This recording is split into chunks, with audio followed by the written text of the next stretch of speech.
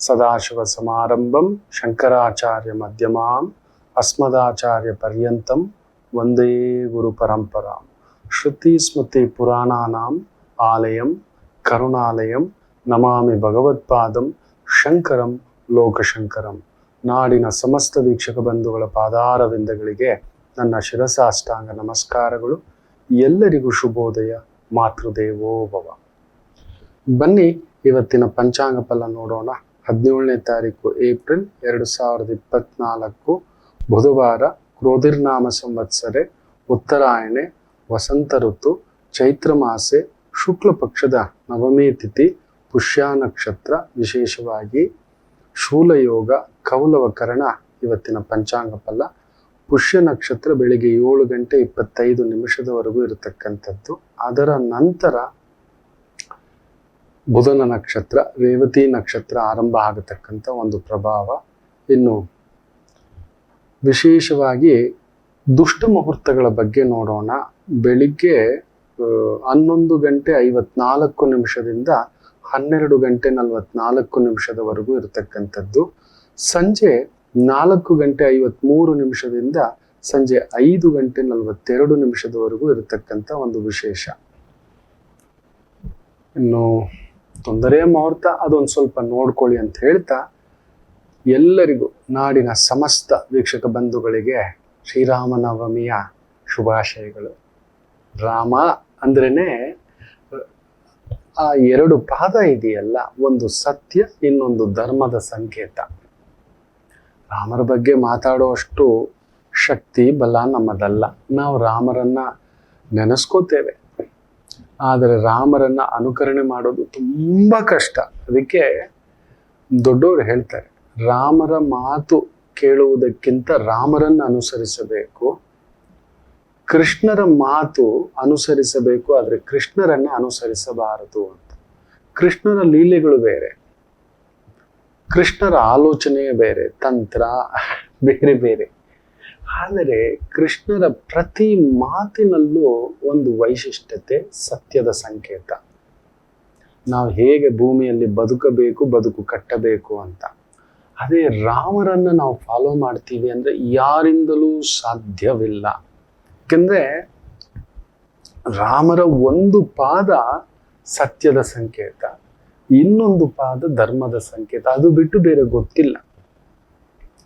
ರಾಮರ ಜಾತಕ ಕಟಕ ಲಗ್ನ, ಜನ್ಮದಲ್ಲೇ ಗುರು ಉಚ್ಚಂಗತ, ಅಲ್ಲಿಯೇ ಚಂದ್ರ ಪುನರ್ವಸು ನಕ್ಷತ್ರ, 4ನೇ ಮನೆಯಲ್ಲಿ ಶನಿ ಉಚ್ಚಂಗತ, 7ನೇ ಮನೆಯಲ್ಲಿ ಕುಜ ಉಚ್ಚಂಗತ, ಭಾಗ್ಯದಲ್ಲಿ ಶುಕ್ರ ಉಚ್ಚಂಗತ, ಸೂರ್ಯ ವಿಶೇಷವಾಗಿ ಮೇಷದಲ್ಲಿ ಉಚ್ಚಂಗತ, ರಾಹು ಕೋದಂಡ ರಾಹು ಧನುಸು ರಾಶಿಯಲ್ಲಿ ಉಚ್ಚಂಗತ, ಕೇತು ಮಿಥುನ ರಾಶಿಯಲ್ಲಿ ಉಚ್ಚಂಗತ, ಬುಧ ಸೂರ್ಯನ ಜೊತೆ. ಅದಕ್ಕೆ ರಾಮರ ಮಾತು ಆ ಬೆಂಕಿಯ ಮನೆ, ಬೆಂಕಿಯ ಜೊತೆ ಶಿವಶಾಸನ, ಆತ್ಮಕಾರಕನಾಗಿರ್ತಕ್ಕಂಥ ಆ ಒಂದು ಸೂರ್ಯನ ಜೊತೆ ಸೇರಿರೋದ್ರಿಂದ ರಾಮರ ಮಾತು ಬೆಂಕಿಯಾಗಿರ್ತಿತ್ತು. ತುಂಬಾ ಕಷ್ಟ. ತಾಯಿ, ತಂದೆ, ತಮ್ಮ, ಪತ್ನಿ, ಸ್ನೇಹಿತ ಎಲ್ಲರಿಗೂ ಅಷ್ಟೇ ಸಾಮಾನ್ಯವಾಗಿ ರಾಮರು ಮಾತಾಡ್ತಿರ್ಲಿಲ್ಲ. ನೀವು ಇಡೀ ವಾಲ್ಮೀಕಿ ರಾಮಾಯಣವನ್ನ ಕೆದಕಿ ನೋಡಿ. ಒಂದು 10ರಿಂದ 20 ಬಾರಿ ನಾವು ಓದಿದರೆ, ಅಲ್ಲೆಲ್ಲೋ ಹುಡುಕಾಡಿದರೆ ಒಂದು 10 ಬಾರಿ ರಾಮರು ಮಾತನಾಡಿರ್ತಕ್ಕಂಥದ್ದು ಸಿಗುತ್ತೆ. ಬಟ್ ಆ 10 ಬಾರಿಯೂ ಧರ್ಮವೇ ಮಾತಾಡಿರೋದು, ಸತ್ಯವೇ ಮಾತಾಡಿರೋದು. ಅದಕ್ಕೆ ರಾಮರನ್ನ ಅನುಸರಿಸೋದು ಭಾರಿ ಕಷ್ಟ. ಆ ಮಾತು ಮುಖ್ಯವಾಗಿ ಅನುಸರಿಸಬೇಕು. ಪಿತೃವಾಕ್ಯ ಪರಿಪಾಲಕ. ರಾಮರನ್ನ ವಿಶೇಷವಾಗಿ ಒಂದು ಹೆಸರಿಂದ ಕರೆದ್ರೆ ತುಂಬಾ ಖುಷಿ ಅಂತೆ. ತುಂಬಾ ಖುಷಿ, ಯಾರಿಗೂ ಗೊತ್ತಿಲ್ಲ ಇದು. ಇದನ್ನೇ ಧರ್ಮ ಸಂದೇಶಗಳು, ಧರ್ಮ ಸಂದೇಹಗಳು ಅಂತ ಹೇಳ್ತಾರೆ. ಶ್ರೀರಾಮಚಂದ್ರರಿಗೆ ರಾಮ ಅಂತ ಹೆಸರಿಟ್ಟವರು ಕುಲಗುರುಗಳಾಗಿರ್ತಕ್ಕಂಥ ವಸಿಷ್ಠರು. ಆದರೆ ನೋಡಿ, ನಾವು ಬೆಳೆದ ಮೇಲೆ ನನ್ನ ತಂದೆಯ ಮಗ, ನಾಗಪ್ಪರ ಮಗ, ರತ್ನಮ್ಮ ನಾಗಪ್ಪರ ಮಗ. ಹೌದು, ಎಷ್ಟು ದೊಡ್ಡವನಾಗಿ ಬೆಳೆದರೂ ತಂದೆಯ ಹೆಸರನ್ನೇ ಮೊದಲು ಹೇಳಬೇಕು. ಹಿಂದಿನ ಕಾಲದಲ್ಲಿ ತಂದೆ ತಾಯಿ ಇಲ್ಲ ಅಂದ್ರೂ ಕೂಡ ನಮ್ಮ ಮಕ್ಕಳ ಶುಭ ಕಾರ್ಯ ಮಾಡುವಾಗ, ಒಂದು ವಿವಾಹ ಕಾರ್ಯ ಮಾಡುವಾಗ ತಂದೆ ತಾಯಿಯ ಹೆಸರು ಹೇಳಿ ಅದರಲ್ಲಿ ಹಾಕಿಸಿ ಅವರ ಆಶೀರ್ವಾದದೊಂದಿಗೆ ಈ ಶುಭ ಕಾರ್ಯವನ್ನ ನಿಶ್ಚಯಿಸಲಾಗಿದೆ ಅಂತ ಹೇಳಿ ತಾಂಬೂಲ ಬದಲಾಯಿಸ್ಕೊತಿದ್ರು. ಇವತ್ತು ನಮಗಿಲ್ಲ. ನನ್ನ ತಂದೆನ ಒಂದು ಪೇಂಟರ್, ನಿಜವೇ ನನ್ನ ತಂದೆ ಕೂಲಿ ಕೆಲಸ ಮಾಡಿನೇ ಸಾಕಿದ್ದು. ನನಗೆ ಹೇಳ್ಕೊಳ್ಳೋಕೆ ಗರ್ವ, ನನ್ನ ತಂದೆಯ ಮಗನಾಗಿ ನಾನು ಹುಟ್ಟಿದ್ದೇನೆ, ರವಿಶಂಕರ್ ನಾಗಪ್ಪ ಇಲ್ಲ ನಾಗಪ್ಪ ರವಿಶಂಕರ್ ಅಂತ ಹೇಗೆ ಕರೆದ್ರೂ ಸರಿ, ನನ್ನ ತಂದೆಯಿಂದ ನಾನು ಬಂದಿರೋದು. ಆದರೆ ಇವತ್ತಿನ ಜನ್ರೇಷನ್ನು ಅದೇ ಒಂದು ತಂದೆ ಕೆಳಮಟ್ಟದ ಕೆಲಸದಲ್ಲಿದ್ದಾನೆ, ತಾನು ಬೆಳೆದು ಬಿಟ್ಟ ಇವತ್ತು IT, BT, ಇಂಜಿನಿಯರಿಂಗು, ಇನ್ನೊಂದು ಒಂದು ಉದ್ಯೋಗ, ದುಡ್ಡು, ಸ್ಥಾನ ಬರ್ತಿದ್ದಾಗಿಯೇ ಅವನ ಅಹಂಕಾರದ ಪರಮಾವಧಿ ಯಾವ ಮಟ್ಟಿಗೆ ಬೆಳೆದು ಬಿಟ್ಟಿದೆ ಅಂದ್ರೆ ತಂದೆ ಹೆಸರು ಹೇಳ್ಕೊಳ್ಳೋಕೆ ನಾಚಿಕೆ ಬರ್ತಾನೆ. ಹಿಂದಿನ ಕಾಲದಲ್ಲಿ ಮಕ್ಕಳಿಗೆ ಹಿರಿಯರ ಹೆಸರನ್ನ ಸೇರಿಸಿ ಇಡುತ್ತಿದ್ರು. ಹೌದು, ಡಾಕ್ಟರ್ ರಾಜ್ಕುಮಾರ್ ಅವರು ತಮ್ಮ ಮಗನಿಗೆ, ಮೊದಲ ಮಗನಿಗೆ ತಮ್ಮ ತಂದೆಯ ಹೆಸರನ್ನ ಸೇರಿಸಿ ಇಟ್ಟಿದ್ರು. ತುಂಬಾ ಜನಕ್ಕೆ ಇದು ಗೊತ್ತಿಲ್ಲ. ಇತ್ತೀಚೆಗೆ ಶಿವರಾಜ್ ಕುಮಾರ್ ಅದನ್ನ ಹೇಳ್ಕೊತಾರೆ. ನನ್ನ ಹೆಸರು ಶಿವರಾಜ್ ಕುಮಾರ್ ಅಲ್ಲ, ನಾಗರಾಜು ಶಿವಪುಟ್ಟಸ್ವಾಮಿ ಅಂತ. ನೋಡಿ ಎಂತ ವಿಶೇಷತೆ. ಹಿಂದಿನ ಕಾಲದಲ್ಲಿ ಆ ಪದ್ಧತಿ ಇತ್ತು. ಅದಕ್ಕೆ ರಾಜ್ಕುಮಾರ್ ಅವ್ರನ್ನ ನಾವು ನೆನೆಸ್ಕೊಳ್ಳೋದು. ಒಂದು ಹಿರಿಯರನ್ನ, ದೊಡ್ಡವರನ್ನ, ದೊಡ್ಡ ಸ್ಥಾನದಲ್ಲಿರತಕ್ಕಂಥವರನ್ನ ನಾವು ಮರೆಯಬಾರದು. ಅವರಿಂದ ಬಂದಿರುವ ಬಳುವಳಿ, ಅವರಿಂದ ಬಂದಿರತಕ್ಕಂಥ ಈ ಜ್ಞಾನ, ವಿದ್ಯೆ, ಸುಜ್ಞಾನ ಅಂತ. ಆದ್ರೆ ಇವತ್ತು ಅದನ್ನ ಬಿಟ್ಬಿಟ್ಟಿದ್ದೇವೆ. ಬರೀ ರಾಮರ ಕೆಲವು ಲಕ್ಷಣಗಳನ್ನ, ಗುಣಗಳನ್ನ ನಾವು ಒಂದಾದರೂ ಫಾಲೋ ಮಾಡಿಕೊಂಡ್ರೆ ನಾವು ಜೀವನದಲ್ಲಿ ಗೆದ್ದ ಹಾಗೆ. 16 ಸುಗುಣಾಭಿ ಗುಣಗಳುಳ್ಳಂತಹ ರಾಮ. ಎಲ್ಲ ಆಗಲ್ಲಪ್ಪ ನಮ್ಮ ಕೈಯಲ್ಲಿ. ಸತ್ಯದಿಂದ ಬದುಕಲಿಕ್ಕಾಗುತ್ತಾ ಈ ಕಲಿಯುಗದಲ್ಲಿ? ಭಾರಿ ಕಷ್ಟ. ಸತ್ಯವಂತರನ್ನ ಇರ್ಲಿಕ್ಕೆ ಬಿಡ್ತಾರ? ಅಂಬೇಡ್ಕರ್ ಅವರನ್ನೇ ಬಿಡ್ಲಿಲ್ಲ, ಶಂಕರಾಚಾರ್ಯರನ್ನ ಬಿಡ್ಲಿಲ್ಲ, ಮಧ್ವಾಚಾರ್ಯರನ್ನ ಬಿಡ್ಲಿಲ್ಲ, ರಾಮಾನುಜಾಚಾರ್ಯರನ್ನ ಬಿಡ್ಲಿಲ್ಲ, ಸರ್ವಜ್ಞರನ್ನ ಬಿಡಲಿಲ್ಲ, ಬಸವಣ್ಣನವರನ್ನ ಬಿಡಲಿಲ್ಲ, ಬಿಡಿ ರಾಮಚಂದ್ರರನ್ನೇ ಬಿಡಲಿಲ್ಲ. ಸತ್ಯ ಖುದ್ದು ಕೌಸಲ್ಯ ದೇವಿಯೇ ಹೇಳಿಬಿಡ್ತಾರೆ, ಯಪ್ಪ ನಿನ್ನ ಈ ಒಂದು ಸತ್ಯ ಧರ್ಮಗಳ ಒಂದು ಅನುಸರಣೆ ಎಲ್ಲರ ಕೈಯಲ್ಲೂ ಆಗೋಲ್ಲ ರಾಮ, ತುಂಬಾ ನೋವು ನೋಡ್ತೀಯ, ಆದರೆ ತುಂಬಾ ನೆಮ್ಮದಿಯಾಗಿರ್ತೀಯ ಅಂತ. ಸತ್ಯದ ದಾರಿಯಲ್ಲಿ ಹೋಗೋದು ಭಾರಿ ಕಷ್ಟ, ಆದರೆ ಹೋದವರು ತುಂಬಾ ನೆಮ್ಮದಿಯಾಗಿರ್ತಾರೆ. ನಮ್ಮ ಕೈಯಲ್ಲಿ ಆಗೋಲ್ಲ ಈ ಕಲಿಯುಗಕ್ಕೆ. ಕ್ಷಣಕ್ಕೊಂದು ಸುಳ್ಳು, ಕ್ಷಣಕ್ಕೊಂದು ಭಾವ, ಹೆಂಡತಿ ಹತ್ರ ಅಯ್ಯೋ ನಾನು ಎಷ್ಟೋ ಬಾರಿ ಸತ್ಯವನ್ನ ಬ್ರೇಕ್ ಮಾಡಿದ್ದೇನೆ, ನಿಮ್ಮ ಹತ್ರ ಯಾಕೆ ಮುಚ್ಚಿಡೋದು, ನನ್ನ ಕೈಯಲ್ಲಿ ಆಗೋಲ್ಲ, ನನಗೆ ಗೊತ್ತಿದೆ. ಆ ಪುಟ್ಟತಾಯಿ ಹತ್ರನೇ ನಾನು ಬಂದು ಎಷ್ಟೋ ಬಾರಿ ಕಲ್ತು ಬಿಟ್ಟಿದ್ದೇನೆ. ಮೌನವೇ ಶ್ರೇಯಸ್ಸು. ರಾಮರಿಗೆ ಇದ್ದಂತ ಒಂದು ಬಹುದೊಡ್ಡ ಗುಣ ಮೌನ. ಜಾಸ್ತಿ ಮಾತಾಡ್ತಿರ್ಲಿಲ್ಲ. ನನ್ನ ಮನೆಯಲ್ಲಿ, ನನ್ನ ಆತ್ಮೀಯರ ಹತ್ರ, ಮುಖ್ಯವಾಗಿ ನನ್ನ ಧರ್ಮಪತ್ನಿ ಹತ್ರ, ನನ್ನ ಕುಟುಂಬದಲ್ಲಿ ಸ್ವಲ್ಪ ಮೌನ ಸುಮ್ಮನಾಗುವಂತ ಒಂದು ಅಭ್ಯಾಸ ಮಾಡ್ಕೊಂಡಿದ್ದಾನೆ. ರಾಮ ರಾಮ ರಾಮ ರಾಮ ರಾಮ ಅಂತ ಅಂದುಕೊಂಡು ಸುಮ್ಮನಾಗ್ಬಿಟ್ಟಿದ್ದಾನೆ. ಮೌನ ರಾಮರಿಗೆ ಇದ್ದಂತ ಬಹುದೊಡ್ಡದಾದಂಥ ಗುಣ ಮೌನ. ಮೌನ ವಹಿಸ್ಬೇಕು, ಕೇಳಿಸ್ಕೊಳ್ಬೇಕು. ಪಟ್ಟಂತ ರಾಮಚಂದ್ರರು ಮಾತಾಡ್ತಿರ್ಲಿಲ್ಲ. ಕಲಿಯುಗಕ್ಕೆ ಬೇಕಾದಂತ ತುಂಬಾ ದೊಡ್ಡ ನಿಯಮ ಏನು ಗೊತ್ತಾ? ಮೌನವೇ. ಮೌನಕ್ಕೆ ಶರಣು. ತುಂಬಾ ತಿಳಿದವ, ತುಂಬಾ ಗೊತ್ತಿಲ್ಲದವ ಆದ್ರೂ ಸರಿ, ಎಷ್ಟೇ ಓದ್ಕೊಂಡಿದ್ರು ಸರಿ, ಎಷ್ಟೇ ಶಕ್ತಿ ಇದ್ರು ಸರಿ, ಎಷ್ಟೇ ಬಲ ಇದ್ರು ಸರಿ, ಎಷ್ಟೇ ಜ್ಞಾನ ಇದ್ರು ಸರಿ, ವಿಜ್ಞಾನ ಇದ್ರು ಸರಿ, ಸುಜ್ಞಾನ ಇದ್ರು ಸರಿ, ದುಡ್ಡಿದ್ರು ಸರಿ, ಮೌನ. ನನಗೇನೂ ಗೊತ್ತಿಲ್ಲ, ನನ್ನದೇನೂ ಅಲ್ಲ ಅನ್ನತಕ್ಕಂಥ ಭಾವಾರ್ಥಕ್ಕೆ ಒಳಗಾಗಬೇಕು. ರಾಮರನ್ನ ನಾವು ರಾಮ ರಾಮ ಅಂತೇವೆ. ಇದು ಒಂದನ್ನು ಫಾಲೋ ಮಾಡಿದ್ರೆ ನಾವು ಅರ್ಧ ಗೆದ್ವಿ. ಹೌದು, ರಾಮರು ಒಂದು ವಿಶೇಷತೆ ಏನು ಗೊತ್ತಾ? ತನ್ನ ಕೆಳಗಡೆ ಅವ್ರ ಹತ್ರ, ತನಗಿಂತಲೂ ಕೆಳಸ್ಥಾಯಿ ಹತ್ರ ಇರತಕ್ಕಂಥವ್ರ ಗುಣಗಳನ್ನ ಹೇಳಿ ಹೇಳಿ ಹೇಳಿ ಹೇಳಿ ಖುಷಿ ಪಡ್ತಿದ್ನಂತೆ. ಅಬ್ಬಾ ಹನುಮ ಎಂತ ಸಾಧಕ, ಅಬ್ಬಾ ಹನುಮನಿಲ್ದಿದ್ರೆ ಆಗ್ತಿರ್ಲಿಲ್ಲ. ಹನುಮರಿಗೆ ಆಶ್ಚರ್ಯ ಆಗೋದಂತೆ, ನನ್ನ ರಾಮಚಂದ್ರ ಪ್ರಭು ಇಷ್ಟು ಒಂದು ಪ್ರೀತಿಯಿಂದ ಹೇಳ್ತಾರೆ ನನ್ನ ಬಗ್ಗೆ ಅಂತ. ಅಯ್ಯೋ, ಸುಗ್ರೀವನಿಗೆ ಮೀರಿದ ಸ್ನೇಹಿತ ಇಲ್ಲ, ವಿಭೀಷಣನಿಗೆ ಮೀರಿದ ಆತ್ಮೀಯತೆ ಇಲ್ಲ, ಲಕ್ಷ್ಮಣನಿಗೆ ಮೀರಿದಂತ ಭ್ರಾತೃವಿಲ್ಲ, ನನ್ನ ತಂದೆ ಮೀರಿದಂತ ಸ್ಥಾನ ಅಂತ ಹೇಳ್ಕೊತಾರೆ. ತನಗಿಂತಲೂ ಕೆಳ ಸ್ಥಾಯಿಯಲ್ಲಿ ಇರತಕ್ಕಂಥವರ ವಿಶೇಷ ಗುಣಗಳನ್ನ ಹುಡುಕಿ ರಾಮರು ಹೇಳ್ತಿದ್ರು.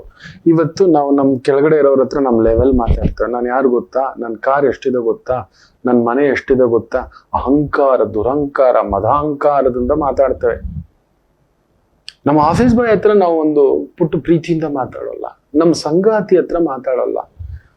ನೀನೇ ನಿಮ್ಮ ಅಪ್ಪನ ಮನೆಯಿಂದ ತಂದಿದ್ದೀಯಾ, ನಾನು ಏನ್ ದುಡ್ಡು ತಂದಿದ್ದೀನಿ, ಇದೆಲ್ಲ ನಂದೆ, ದೇವರು ಕೊಟ್ಟಿತ್ತು, ಇದ್ಯಾವುದೂ ನಾವು ಸಂಪಾದಿಸಿದ್ದಲ್ಲ. ಬರುವಾಗ ಬರಿಗೈ, ಹೋಗುವಾಗ ಬರಿಗೈ. ರಾಮರಿಗೆ ಅದು ಗೊತ್ತಿತ್ತು. ಯಾವಾಗ್ಲೂ ಇದು ತಂದು ಅಂತ ಹೇಳ್ತಿರ್ಲಿಲ್ಲ. ಇದೆಲ್ಲವೂ ಅದನ್ನ ಲಕ್ಷ್ಮಣರಿಗೆ ತೋರಿಸ್ಕೊಡ್ತಾರೆ. ಲಕ್ಷ್ಮಣ ಹೇಳ್ತಾನೆ, ನೀನು ಅಣ್ಣು ಅಣ್ಣಯ್ಯ, ನಮ್ಮ ಇಕ್ಷಾಕು ಕುಲ ವಂಶದಲ್ಲಿ ಒಂದು ನಿಯಮವಿದೆ, ದೊಡ್ಡ ಮಗನಿಗೆ ಪಟ್ಟ. ಆ ಮುದುಕ ಇದನ್ನೆಲ್ಲ ತಲೆ ಕೆಟ್ಟು ವಯಸ್ಸಾದ ಕಾಲದಲ್ಲಿ ಮಾಡಿಕೊಂಡಿರೋ ಎಡವಟ್ಟಿಗೆ ನಿನ್ನ ಆ ಒಂದು ಪಟ್ಟವನ್ನ ತಪ್ಪಿಸಿದಾನೆ, ಪಟ್ಟಾಭಿಷೇಕವನ್ನ. ನೀನು ಹೂವನ್ನು ಅವನ ತಲೆ ತೆಗೆದು ಹೋಗಿ ಯುದ್ಧ ಮಾಡಿ ಬಡದಾಕಿ ಸೆರೆಮನೆಯಲ್ಲಿ ಹಾಕಿ ನಾನು ಪಟ್ಟ ಕಟ್ತೇನೆ ಅಂದ್ರೆ ಈಗ ನೋಡ್ತಾರೆ ರಾಮರು. ಬರೀ ಆ ಕಣ್ಣಲ್ಲೇ ಕೆಂಡ.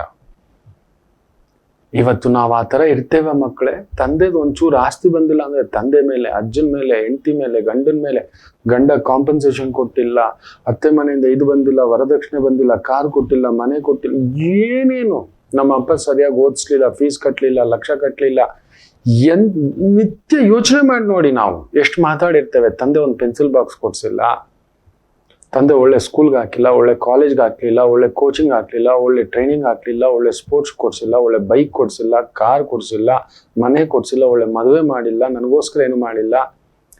ನನ್ನ ರಾಮಯ್ಯ ಒಂದು ದಿನವೂ ಮಾತಾಡ್ತಿರ್ಲಿಲ್ಲ. ಲಕ್ಷ್ಮಣರ ಕಡೆ ತಿರುಗಿ ಕೇಳ್ತಾರೆ, ಎಂತ ಒಂದು ಅದ್ಭುತವಾದ ಮಾತು. ಇಕ್ಷಾಕು ವಂಶ ಅಂತ ಹೇಳಿದೆ ಅಲ್ಲಪ್ಪ, ಒಪ್ಕೋತೇನೆ, ಸರಿಯೇ. ಇಂದು ಬೆಳಿಗ್ಗೆ ನೆನ್ನೆ ನನ್ನ ತಂದೆ ನಾಳೆ ಯಾರಿಗೆ ಪಟ್ಟಾಭಿಷೇಕ ಆಗಬೇಕು ಅಂದ್ರು ಅಣ್ಣ ನಿನಗೆ. ಸೊ ಕೊಡುವುದಕ್ಕೆ ಮೊದಲು ಆ ಒಂದು ಪಟ್ಟ ಯಾರದಾಗಿತ್ತು? ತಂದೆದು, ಅಪ್ಪನದ್ದು. ಅಪ್ಪ ಕುಳಿತಿದ್ರು, ಅಪ್ಪ ಬದುಕಿದ್ರು, ಅಪ್ಪನದ್ದೇ ಅದು, ಸರಿಯೋ? ಆಗ ಕೊಡುವಾಗ ಅಪ್ಪ ಏನಾದ್ರೂ ಕೆಟ್ಟ ಉದ್ದೇಶ ಇಟ್ಟುಕೊಂಡು ನಿನಗೆ ಈ ಪಟ್ಟಪ್ಪ ಬೆಳಿಗ್ಗೆಗೆಲ್ಲ ರೆಡಿ ಆಗು, ಪಟ್ಟಾಭಿಷೇಕಕ್ಕೆ ಸಿದ್ಧತೆ ಆಗು, ಸಿದ್ಧ ಮಾಡ್ಕೋ ಅಂತ ಹೇಳಿದಾಗ ಅಪ್ಪನ ಹತ್ರ ಏನಾದ್ರೂ ಉದ್ದೇಶ, ಯಾವ ಉದ್ದೇಶ ಇತ್ತು? ದುರುದ್ದೇಶವಿತ್ತ, ಸದುದ್ದೇಶವಿತ್ತ? ಅಣ್ಣ ಸದುದ್ದೇಶವೇ ಅದು. ಯಾರಿಗೆ ಪಟ್ಟ ಕಟ್ತೇನೆ ಅಂದ್ರು? ನಿನಗೆ ಅಣ್ಣ. ಯಾರು ಹೇಳಿದ್ದು? ಅಪ್ಪನೇ ಅಣ್ಣ. ಸೊ ಅಲ್ಲಿಗೆ ಅಪ್ಪ ತೆಗೆದುಕೊಂಡ ನಿರ್ಧಾರ ತಪ್ಪಾಗಿರ್ಲಿಲ್ಲ. ಹೌದು ಅಣ್ಣ. ಹಾಗಾದ್ರೆ ದಿಢೀರಂತ ಅಪ್ಪ ಕರೀತಾರೆ, ಅಲ್ಲೊಂದು ಸಣ್ಣದಾಗಿ ಭರತನಿಗೆ ಪಟ್ಟ ಕಟ್ಟಬೇಕು ಅಂತ ಹೇಳ್ತಾರೆ. ಅದರ ಉದ್ದೇಶ ಏನಿರಬಹುದು? ಅದು ದುರುದ್ದೇಶವ, ಸದುದ್ದೇಶವ? ಲಕ್ಷ್ಮಣರ ಬಾಯಿಂದ ಮಾತು ಬರುವುದಿಲ್ಲ. ಅದು ಅವ್ರ ಸ್ಥಾನ ಕಣೋ, ಅವ್ರ ಪಟ್ಟ ಕಣೋ, ಅವ್ರು ಕೊಡ್ತೀನಿ ಅಂದಾಗ ಒಳ್ಳೆಯವರು, ಒಳ್ಳೆ ಅಪ್ಪ. ಕೊಡಲ್ಲ ಭರತನಿಗೆ. ಭರತ ಯಾರು? ನಮ್ಮವನೇ ಅಲ್ವಾ, ನಮ್ಮ ಸೋದರನೇ ಅಲ್ವಾ? ಇರ್ಲಿ, ಅವನೇ ಕುತ್ಕೊಳ್ಳಿ, ಆ ಆನಂದ ಪಡೋಣ, ಅವನಿಗೆ ಛತ್ರ ಚಾಮರಗಳಾಗಿ ನಿಂತ್ಕೊಳ್ಳೋಣ. ಏನು ಮಾತಾಡ್ತೀಯ ಲಕ್ಷ್ಮಣ? ಏನು ಯೋಚನೆ ಮಾಡಿ ಮಾತಾಡುತ್ತಿದ್ದೀಯ? ಯಾರ ಮಗನಾಗಿ ಮಾತನಾಡುತ್ತಿದ್ದೀಯ ಅಂತ ಹೇಳ್ತಾರೆ. ನಮ್ ಕೈಯೆಲ್ಲ ಆಗುತ್ತಾ ಮಕ್ಕಳೇ? ಇವತ್ತು ತಂದೆಯೇ ಮಕ್ಕಳಿಗೆ ಆಯಾ ವಯಸ್ಸು ಬಂದಾಗ, ಜವಾಬ್ದಾರಿ ಬಂದಾಗ ಬಿಟ್ಕೊಟ್ಬಿಡ್ಬೇಕು. ಇನ್ನೂ ತಗಲಾಕೊಂಡು 60 ಆದ್ರೂ 70 ಆದ್ರೂ 80 ಆದ್ರೂ ಅವ್ರ ಹೆಸರಿನಲ್ಲೇ ಆಸ್ತಿಗಳು ಇಟ್ಕೊಂಡು ಕೂತಿದ್ದಾರೆ ಎಷ್ಟೋ ಜನ. ನನ್ ದೊಡ್ಡಪ್ಪನೇ ಇದ್ದಾನೆ, ಬೇಜಾರು ಮಾಡ್ಕೋಬೇಡಿ, ಸಂಕಟ ಆಗುತ್ತೆ.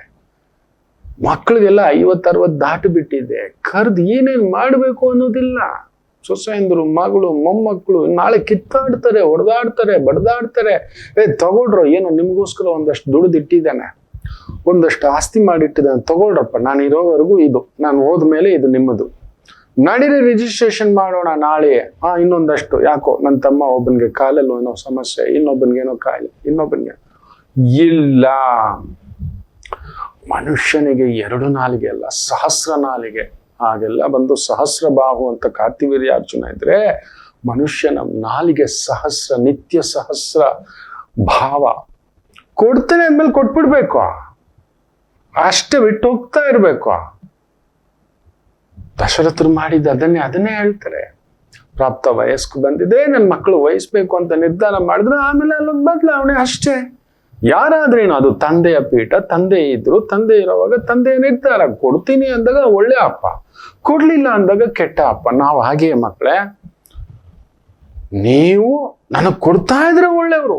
ನನಗ್ ಬಂದಾಗೆಲ್ಲ ತಾಂಬೂಲ ತಂದ್ರಿ, ಬಂದಾಗೆಲ್ಲ ಹಣ್ಣು ತಂದ್ರಿ, ಬಂದಾಗೆಲ್ಲ ಸಿಹಿ ತಂದ್ರಿ, ಬಂದಾಗೆಲ್ಲ ಶಲ್ಯ ಪಂಚ.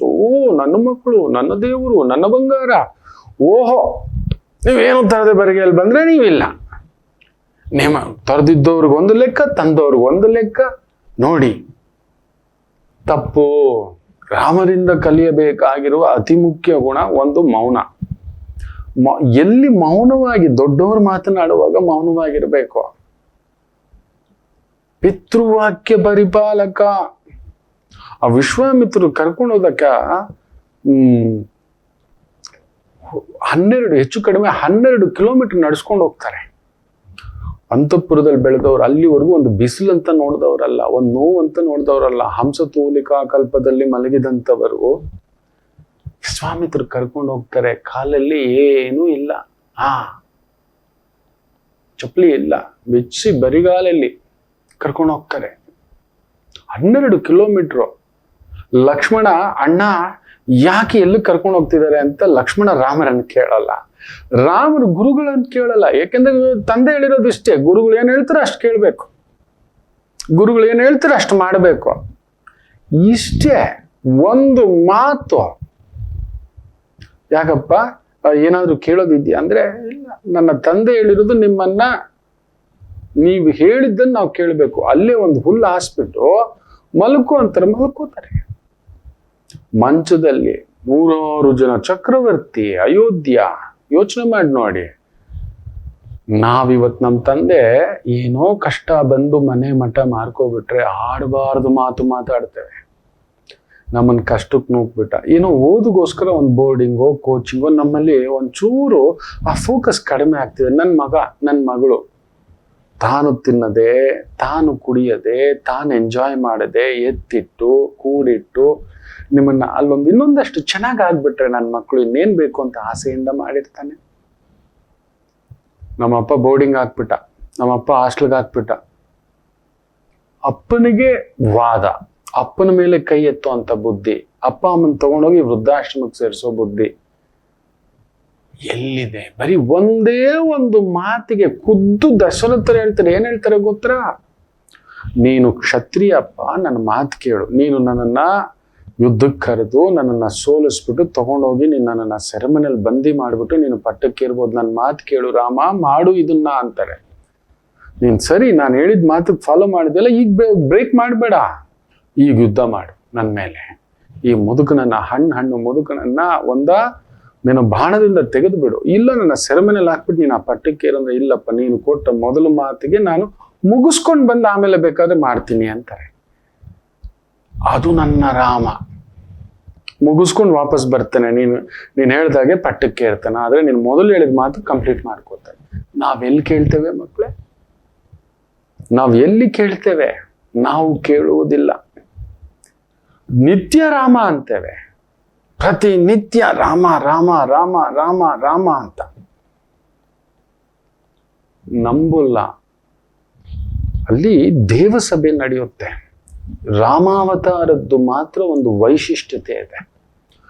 ಎಲ್ಲ ಒಂದು ಅಸುರರುಗಳು ಹುಟ್ಕೋತಾರೆ, ಹುಟ್ಟಿ ಬಂದು ಬ್ರಹ್ಮನ ಹತ್ರ ತಪಸ್ ಮಾಡಿ ಕೇಳೋದು, ನಮಗೆ ಸಾವು ಬೇಡ ಅಂತ. ಆಗಲ್ಲಪ್ಪ, ಪ್ರತಿ ಹುಟ್ಟಿದ ವ್ಯಕ್ತಿ, ಜೀವಿಯು ಈ ಭೂಮಿ ಮೇಲೆ ಸಾಯ್ಲೇಬೇಕು. ಅದೊಂದ್ ಬಿಟ್ಟು ಏನಾದ್ರು ಕೇಳ್ಕೊ ಅಂದ್ರೆ, ನನಗ್ ಮನೆ ಹೊರಗಡೆ ಬರಬಾರ್ದು, ಮನೆ ಒಳಗಡೆ ಬರಬಾರ್ದು, ಆಯುಧಗಳಿಂದ ಆಗಲಿ, ಶಸ್ತ್ರಗಳಿಂದ ಆಗಲಿ, ಮನುಷ್ಯರಿಂದ ಆಗಲಿ, ಪ್ರಾಣಿಗಳಿಂದ ಆಗಲಿ, ಪಕ್ಷಿಗಳಿಂದ ಆಗಲಿ, ಬೆಳಗ್ಗೆ ಆಗಲಿ, ರಾತ್ರಿ ಆಗಲಿ, ಭೂಮಿ ಮೇಲಾಗಲಿ, ಕೆಳಗಡೆ ಆಗಲಿ, ಈ ರೀತಿಯೆಲ್ಲ ಹಿರಣ್ಯಕಶಿಪು ಏನ್ ಕೇಳಿರ್ತಾನೆ ಗೊತ್ತಾ? ತಥಾಸ್ತು ಅಂದ್ಬಿಟ್ಟ ಬ್ರಹ್ಮ.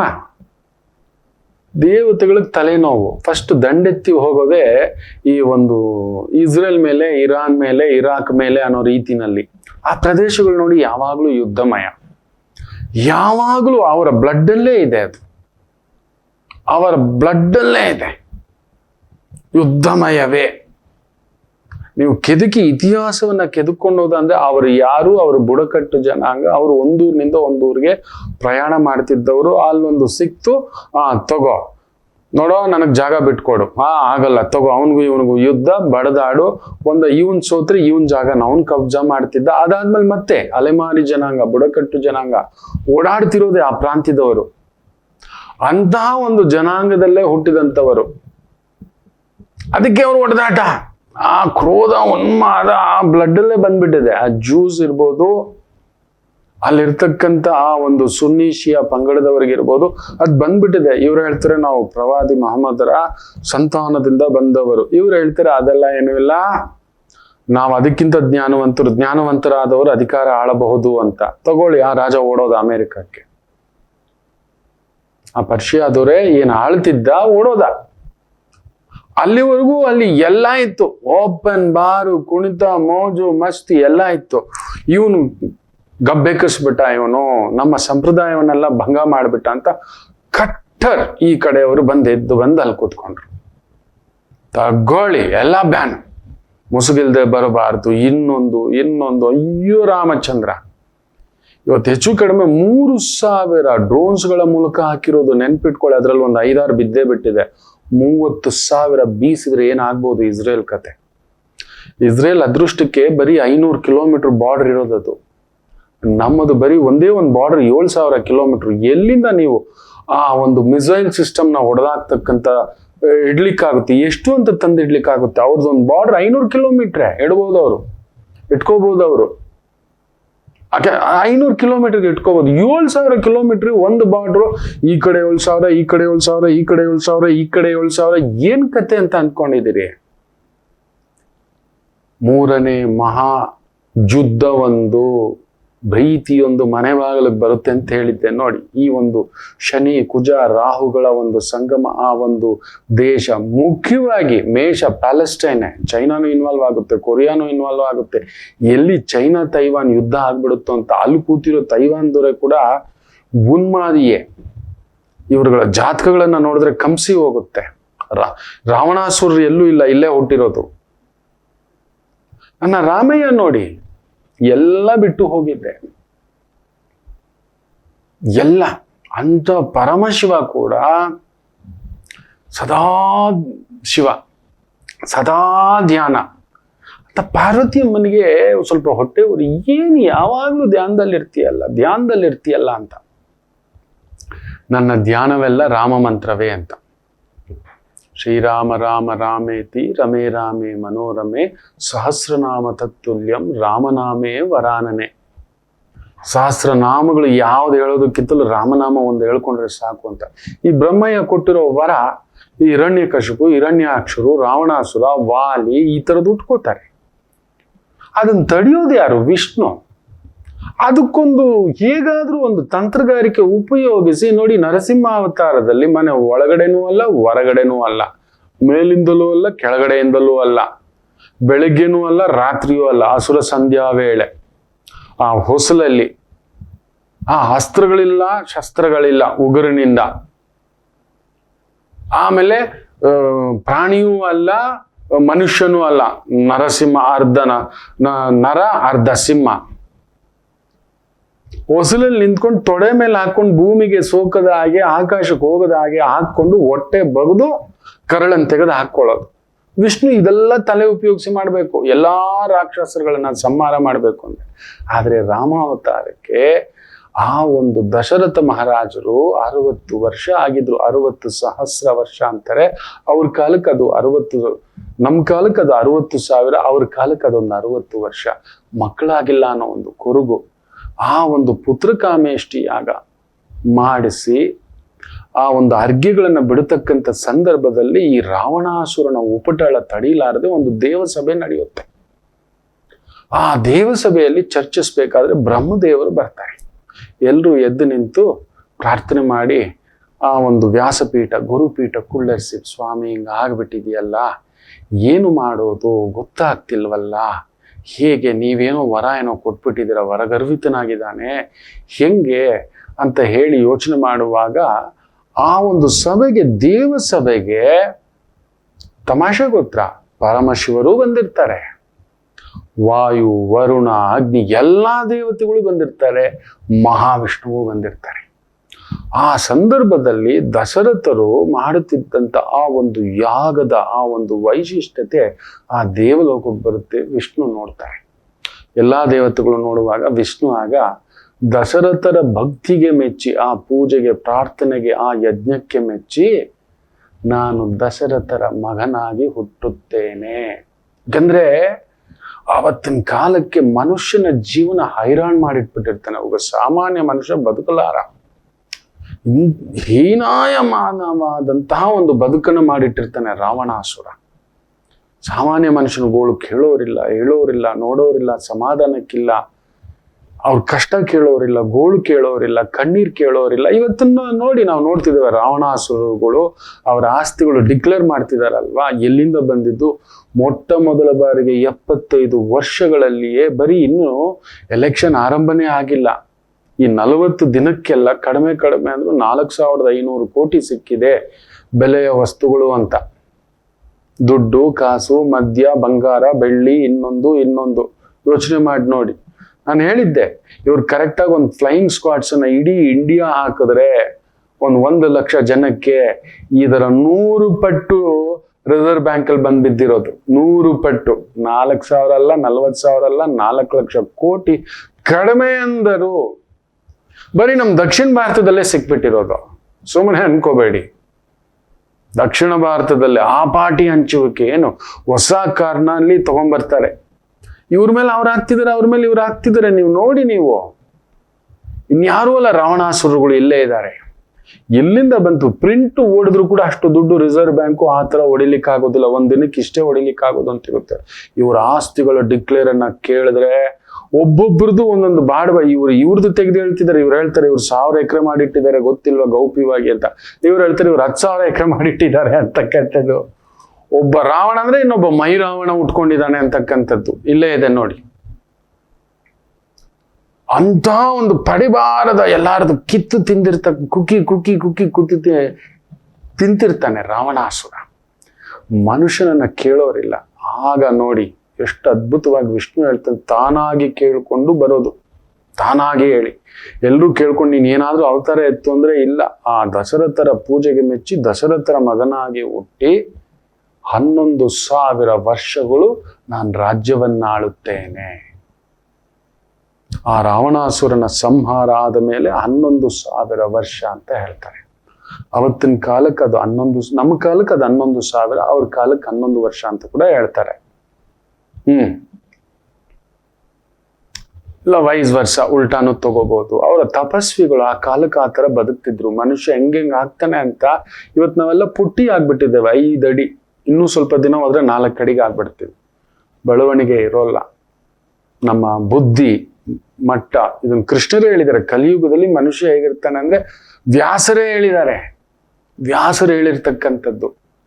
ಮನುಷ್ಯ ಕುಬ್ಜನಾಗ್ತಾನೆ. ಅವನ ಬುದ್ಧಿ, ಮಾತು, ಆಲೋಚನೆ, ಧರ್ಮ ಚಿಂತನೆ ಎಲ್ಲವೂ ಇಳಿದು ಬಿಡುತ್ತೆ. ಅದಕ್ಕೆ ನಮ್ಮಲ್ಲಿ ಶಕ್ತಿ ಇಲ್ಲ, ಬಲವಿಲ್ಲ, ವೀರ್ಯವಿಲ್ಲ, ಸತ್ಯವಿಲ್ಲ, ಧರ್ಮವಿಲ್ಲ, ನ್ಯಾಯವಿಲ್ಲ, ಎಲ್ಲ ಇಳಿದು ಬಿಟ್ಟಿದೆ. ನಾವು ಮಾಡೋದನ್ನ ಬಿಟ್ಟು ಇನ್ನೊಂದನ್ನ ನೋಡ್ತಾ ಕುತ್ಕೋತೇವೆ. ನೋಡಿದ್ವಾ ಇಲ್ಲ, ಅಲ್ಲೇ ಕುತ್ಕೊಂಡು ಅಳೋದು. ಒಬ್ಬ ಬರ್ತಾನೆ, ಮದುವೆ ಆಗಿದೆ, 2 ಮಕ್ಕಳಿದ್ದಾರೆ, ಒಂದು ಪ್ರೀತಿಗೆ ಬಿದ್ದಿದ್ದಾನೆ, ನನಗೆ ಆಕೆ ಬೇಕು ಅಂತ. ಅಯ್ಯೋ ಪುಣ್ಯಾತ್ಮ, ಏನೋ ಮಾತಾಡ್ತೀಯ, ಆಕೆ ಮಾತಾಡ್ತಿಲ್ಲ, 3 ವಾರದಿಂದ ನನಗೆ ಸತ್ತೋಗ್ಬೇಕು ಅಂತ ಅನ್ಸುತ್ತೆ ಅಂತ ಹೇಳ್ತಾನೆ. ಪತ್ನಿ ಇದ್ದಾಳೆ, ಮಹಾ ತಾಯಿ ಜೀವ, 2 ಮಕ್ಕಳಿದ್ದಾರೆ. ಇದು ಬೇಕಿತ್ತ? ಇಲ್ಲ, ಮದುವೆಗೆ ಮೊದಲೇ ಇಷ್ಟಪಟ್ಟಿದ್ವಿ, ಇನ್ನೊಂದು ಏನಯ್ಯ ಮಾತಾಡ್ತಿ? ಬಂಗಾರದಂತ ಮಕ್ಕಳು, ಬಂಗಾರದಂತ ಹೆಂಡತಿ, ಬಂಗಾರದಂತ ಬದುಕು. ಆಕೆಗೂ ಒಂದು ಬದುಕಿದೆ, ಆಕೆಗೂ ಒಂದು ಜೀವನ ಇದೆ, ಆಕೆಗೂ ಇನ್ನೊಂದು ಇಲ್ಲ. ಅದು ದೈಹಿಕ ಅಲ್ಲ, ಮಾತಾಡ್ತಾ ಇರ್ಲಿ. ಏನಯ್ಯ ಮಾತಾಡ್ತಿ? ಆಕೆ ಗಂಡ, ಮಕ್ಕಳು, ವಯಸ್ಸಿಗೆ ಬಂದಿರೋ ಮಕ್ಕಳು, ನಾಳೆ ಗೊತ್ತಾಗಿ ನಿನಗೇ ಒಂದು 48 ಆಗಿದೆ. ಆ ಮಕ್ಕಳು ಎಲ್ಲೋ ಏನೋ ಗೊತ್ತಾಗಿ, what is this message mummy? ಈಗೆಲ್ಲ ಮೊಬೈಲ್ ಟೆಕ್ನಾಲಜಿ, ಮಕ್ಕಳ ಆಟೋ ಬಾಂಬ್. ಅವರು ಎಲ್ಲೋ ಏನೋ ಅಪವಿತ್ರ, ಇನ್ನೊಂದು ಅಮ್ಮನ ಮೇಲೆ ಮರ್ಯಾದೆ. ನಿನ್ನ ಮಕ್ಕಳಿಗೆ ಇದು ಗೊತ್ತಾದ್ರೆ ಅಟ್ಲೀಸ್ಟ್ ಫ್ರೆಂಡ್ ಆಗಿದ್ಬಿಡೋ ತರ ಏನಾದ್ರೂ ಒಂದು ಮಂತ್ರ ಹೇಳ್ಕೊಡಿ, ಏನಾದ್ರೂ ನೋಡಿ. ಇದೇ ರಾವಣಾಸುರ, ಇನ್ನೇನು ಅಲ್ಲ. ಇದೇ ರಾವಣಾಸುರ. ಇದೇ ಶೂರ್ಪನಖಿ ಬುದ್ಧಿ. ಅಲ್ಲಿ ಮದುವೆ ಆಗಿದೆ ಅಂದ್ರೆ ನನಗ್ ಬೇಕು, ನನ್ನ ಮದುವೆ ಆಗು ಅನ್ನತಕ್ಕಂಥ ಭಾವ. ಇದೇ ರಾವಣಾಸುನ, ಅದು ಇನ್ನೊಬ್ಬರು ಸೊತ್ತು. ಕನ್ಯೋಸ್ಮಿ ನೋಡಿದೀಯಾ? ಬಿಟ್ಟು ಬಿಡು, ನಮ್ಮದಲ್ಲ. ಆ ದೇವ್ರನ್ನೇ ಕಿತ್ಕೊ ಬಂದ್ಬಿಡ್ಬೇಕು. ದೇವ್ರ ಪ್ರಸಾದ ಕೊಟ್ಟಿದ ತಕ್ಷಣ ಪ್ರಸಾದ ಎಲ್ಲ ನನ್ನ ಮನೆಗೆ ಬಂದ್ಬಿಡ್ಬೇಕು, ಪಾರ್ಸಲ್ ಬಂದ್ಬಿಡ್ಬೇಕು ಪೂರ್ತಿ. ನೀವು ನಂಬಲ್ಲಿ ಇವತ್ತು ದೇವಸ್ಥಾನಗಳಲ್ಲಿ ಸೇವೆಗಳಾದಾಗ ತುಂಬಾ ದೊಡ್ಡವರು ಅನ್ನಿಸ್ಕೊಂಡವ್ರು ಮನೆಗೆ ಇಷ್ಟಿಷ್ಟು ಪ್ರಸಾದಗಳು ತಗೊಂಡು ಹೋಗ್ಬಿಡ್ತಾರೆ, ನನ್ನನ್ನು ಸೇರಿಸಿ. ನಾನೊಬ್ನೇ ಹೋಗಿರ್ತೇನೆ, ಒಂದಷ್ಟು ಪ್ರಸಾದ ಕೊಡಿ ಮನೇಲಿ ತಿನ್ಕೊಳ್ಳೋಕೆ ಅಂತಾನೆ. ಅವ್ರೇನೋ ಪುಣ್ಯ ಆತ್ಮರು ಜಾಸ್ತಿ ತುಂಬಿಸ್ಬಿಟ್ಟಿರ್ತಾರೆ. ನನಗೆ ಸಂಕಟವೇ, ನನ್ನ ಆಫೀಸು ಸ್ಟಾಫು ಗೊತ್ತಿರೋರಿಗೆ ಎಲ್ಲಾರು ಪ್ರಸಾದ ಎಷ್ಟಿಷ್ಟು ತಿನ್ಬೇಕು ಅಂತ ಹಂಚ್ತೇನೆ. ಮನೇಲೂ ಅದೇ ರೀತಿ ಮಾಡ್ತೇನೆ. ಸ್ವಲ್ಪ ಗಾಬರಿಯೇ, ಆದ್ರೆ ಬೇಕು ಅಂತ ಮನೇಲಿ ಊಟಕ್ಕೆ ತಗೊಂಡೋಗೋ ತರ ತಗೊಂಡೋಗ್ತಾರೆ, 3 ಹೊತ್ತು ತಿನ್ನೋಕೆ. ಪ್ರಸಾದ ಮಾಡಿಸೋದು ಯಾರಿಗ್ ಗೊತ್ತಾ? ಏನಕ್ಕೆ? ಆ ತುಪ್ಪ, ಓಮಕಾಳು ಎಲ್ಲ ಹಾಕಿ, ಜೀರಿಗೆ, ಆ ಒಂದು ಗೋಡಂಬಿ, ದ್ರಾಕ್ಷಿ, ಬಾದಾಮಿ ಎಲ್ಲ ಹಾಕಿ ಒಬ್ಬ ಸಾಮಾನ್ಯ ಮನುಷ್ಯನಿಗೆ ಅಂತ ಊಟ ಸಿಕ್ಕಿರೋಲ್ಲ. ಏನೋ ಗಂಜಿ, ಏನೋ ಅಂಬ್ಲಿ ತಿಂದು ಕೃಷ ಆಗ್ಬಿಟ್ಟಿರ್ತಾನೆ. ಅವನಿಗೆ ಈ ರೀತಿ ದೈವ ಮುಖೇನ, ಆ ನೈವೇದ್ಯ ಮುಖೇನ ಪೂಜೆ ಮಾಡಿ ಅವನಿಗೆ ಬೆಳ್ಳಂಬೆಳಿಗ್ಗೆ ಒಂದಷ್ಟು ಬೊಗಸೆ ಆ ಪ್ರಸಾದ ರೂಪದಲ್ಲಿ ತಿನ್ನಿಸಿ ಶಕ್ತಿ ಚೈತನ್ಯ ತುಂಬಿಸ್ಬೇಕು ಅಂತ ಮಾಡಿ ತಿನ್ನಿಸ್ತಾರೆ. ಇರೋನು ಹೋಗಿ ಬಕಾಸುಂತರ ತನಗಲ್ದೆ, ತನ್ನ ಹೆಂಡತಿಗಲ್ದೆ, ಮಕ್ಕಳಿಗಲ್ದೆ ಎಲ್ಲಾರ್ಗೂ ಪಾರ್ಸಲ್ ಮಾಡ್ಕೊಂಡು ಹೋಗ್ತಾನೆ. ಅಂದ್ರೆ ಕಲಿಯುಗದಲ್ಲಿ ಇನ್ನೇನಾಗುತ್ತೆ ಹೇಳಿ? ವ್ಯಾಸರು ಹೇಳಿದಾಗ ಎಲ್ಲ ಕಳ್ಬೋದು. ಹೌದು, ತನ್ನ ರಾಮಚಂದ್ರ ಪ್ರಭು ತಾನಾಗಿ ವಿಷ್ಣು ರಾಮರಾಗಿ ಹುಟ್ಟಿ ಬಂದಿದ್ದ. ಅದಕ್ಕೆ ರಾಮರಿಗೆ ಈ ಹೆಸರು ಅಂದ್ರೆ ತುಂಬಾ ಇಷ್ಟ. ಸೀತಾರಾಮ ಅಂತ ಕರೀತಾರೆ, ಕೌಸಲ್ಯ ರಾಮ ಅಂತ ಕರೀತಾರೆ, ರಾಮ ಲಕ್ಷ್ಮಣ ಅಂತ ಕರೀತಾರೆ, ನಾನಾ ಹೆಸರುಗಳಿಂದ, ಕೋದಂಡ ರಾಮ ಅಂತ ಕರೀತಾರೆ. ಆದರೆ ನನ್ನ ರಾಮಚಂದ್ರ ಪ್ರಭುವಿಗೆ ಒಂದು ಹೆಸರು ತುಂಬಾ ಇಷ್ಟ. ಹೀಗೆ ಮಗು ಆಗ್ಬಿಡ್ತಿದ್ರಂತ ಹೆಸರಿಂದ ಕರಿತಿದ್ದಾಗೆ. ವಸಿಷ್ಠರಿಗೆ ಆಶ್ಚರ್ಯ ಅಂತೆ, ದೇವತೆಗಳಿಗೆ ಆಶ್ಚರ್ಯ ಅಂತೆ. ಏನಿದು ರಾಮಚಂದ್ರರು ಇಷ್ಟು ಒಂದು ವಿನೀತ ಭಾವ ಆಗ್ತಾರಂತ. ಆ ಒಂದು ಹೆಸರನ್ನ ನಾವು ನಿತ್ಯ ನೆನೆಸ್ಕೊಂಡ್ರೆ ಸಾಕಂತೆ. ಆ ಒಂದು ಶಕ್ತಿ ಅಂತ ಇನ್ಯಾವುದೂ ಅಲ್ಲ, ದಾಶರಥಿ ಅಂತ. ನಿಮಗೆ ಯಾರಿಗಾದ್ರೂ ನಿಮ್ಮ ತಂದೆಯ ಹೆಸರಿಂದ ಕರೆದ್ರೆ ಒಪ್ತೀರಾ? ಒಂದಿಷ್ಟು ಹೆಸರು, ಒಂದಿಷ್ಟು ದುಡ್ಡು, ಒಂದಿಷ್ಟು ಬಂದಿರ ಆ ಮುದುಕ ಏನು, ಆ ಮುದುಕ ಏನು, ಇದು ಬಂದ್ಬಿಡುತ್ತೆ. ದಾಶರಥಿ ನನ್ನ ರಾಮಪ್ರಭುವಿಗೆ ತುಂಬಾ ಇಷ್ಟವಾದ ಹೆಸರು ದಾಶರಥಿ. ತುಂಬಾ ಮಂತ್ರಮುಗ್ಧರಾಗ್ಬಿಡೋರಂತೆ. ಎಲ್ಲ ಮರೆತು ಹಾಗೆ ತನ್ನ ತಂದೆ ನೆನೆಸ್ಕೊಂಡು ಅಂತ ಒಂದು ಸತ್ಯವಾಕು ಪರಿಪಾಲಕ ರಾಮರ ಬಗ್ಗೆ ಮಾತಾಡ್ತಾ ಹೋದ್ರೆ ಅದು 1,00,000 ದಿನ ಸಾಕಾಗೋಲ್ಲ. 1,00,000 ದಿನ ಸಾಕಾಗೋಲ್ಲ ಹೇಳ್ತಾ ಹೋದ್ರೆ. ಯುಗಾಂತರಗಳಿಂದಲೂ ಎಲ್ಲಿಯೂ ನಮ್ಮ ಪಠ್ಯ ಪುಸ್ತಕ ಎಲ್ಲೂ ಇಲ್ಲದ್ದು ನಮ್ಮ ಮನೆತನಗಳಲ್ಲಿ ನಮಗ ರಾಮರ ಬಗ್ಗೆ ಆ ರೀತಿ ನಮ್ಮನ್ನು ಬೆಳೆಸಿದ್ದಾರೆ. ಆ ರೀತಿ ಅಟ್ಲೀಸ್ಟ್ ಈ ರಾಮರ ಗುಣಗಳಲ್ಲಿ ಒಂದು ಮೌನವನ್ನ ಪಾಲಿಸೋಣ. ಇನ್ನು ಮೇಲೆ ತಂದೆ ತಾಯಿಗೆ ಒಂದು ಮರ್ಯಾದೆ ಕೊಡೋಣ. ಈ 2 ಆದಷ್ಟು ಸತ್ಯ ಹೇಳಲಿಕ್ಕಾಗಲಿಲ್ಲ, ಸುಳ್ಳು ಹೇಳೋದು ಬೇಡ, ಬಾಯಿ ಮುಚ್ಕೊಂಡಿರೋಣ, ಮೌನಂ ಅಷ್ಟೇ.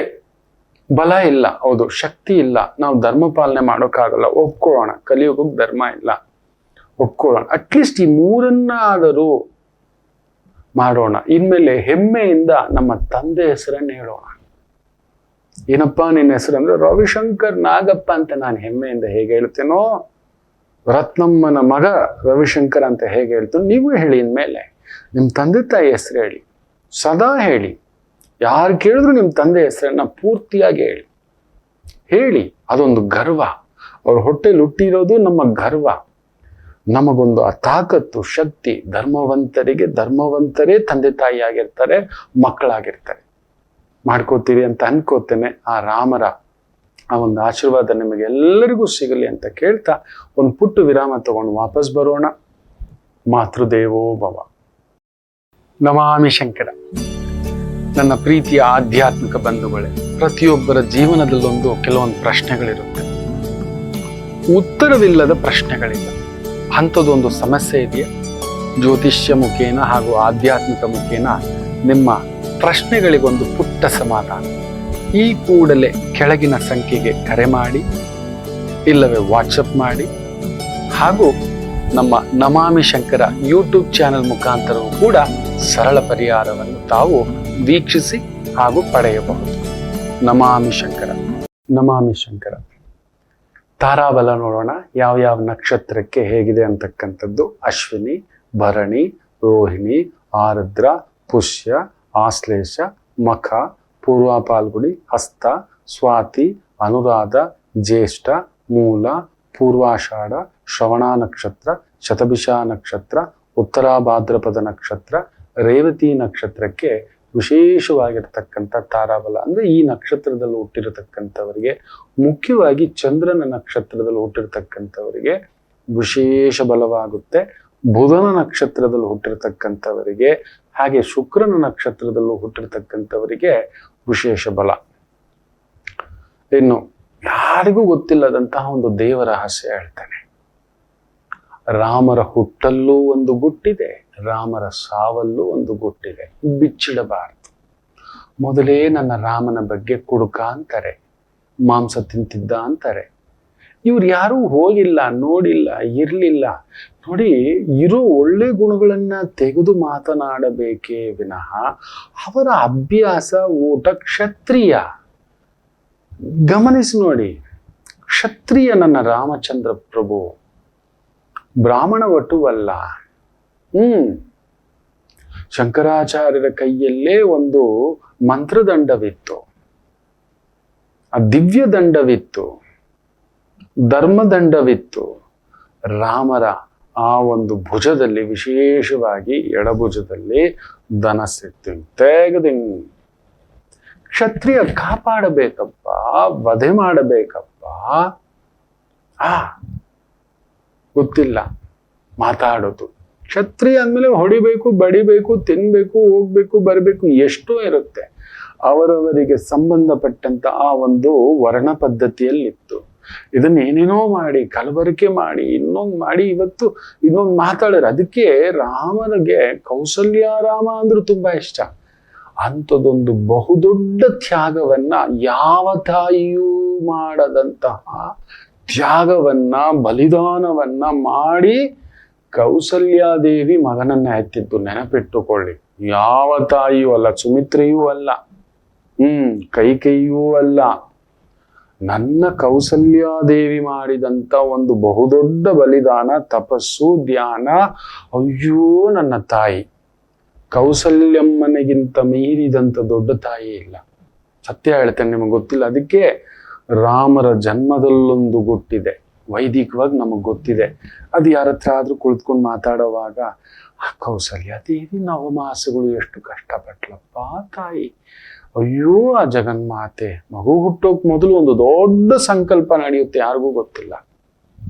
ನನ್ನಮ್ಮ ನನ್ನಮ್ಮ ನನ್ನಮ್ಮ. ಒಂದು ತಾಯಿ ಅಂತಿಂತ ತ್ಯಾಗ ಅಲ್ಲ, ಅದು ನೆನಸಲಾರದ್ದು, ಸಾಮಾನ್ಯರು ಮಾಡತಕ್ಕಂಥದ್ದಲ್ಲ.